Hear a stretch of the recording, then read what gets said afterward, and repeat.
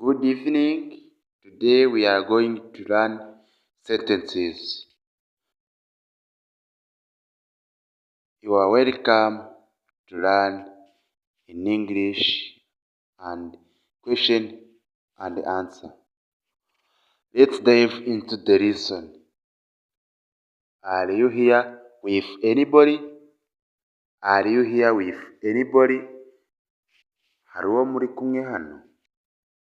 No, I'm alone. No, I'm alone. Oya, ni njyenyine. Who did you come with?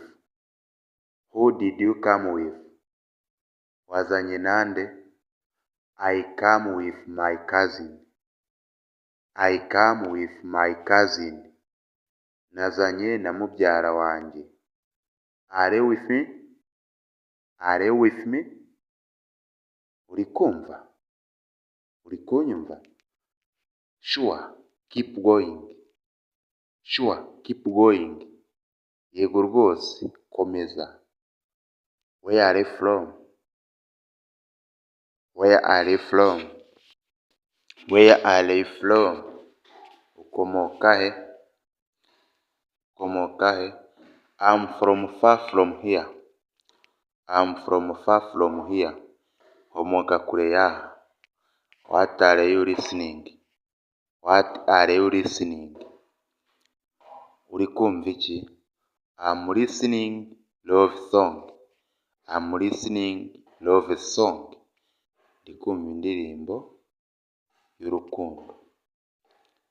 Do you like such song? Do you like such song? Indirimbo nk'izo urazikunda? No really. No really. Oya. Can I walk you home? Can I walk you home? Nguherekeze nkugeze mu rugo? Can I walk you home? You don't need to. You don't need to. Ntabwo ari ngombwa. Aren't you afraid? Aren't you afraid? Ntabwo bufite. I have nothing to be afraid of. I have nothing to be afraid of. Nta kintu mfite na kimwe kinteye ubwoba. What did you buy? What did you buy? Waguze iki? I bought pizza.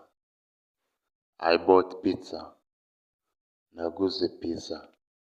Naguze pizza. Do you like it? Do you like it? Urayikunda? I can die for it. I can die for it.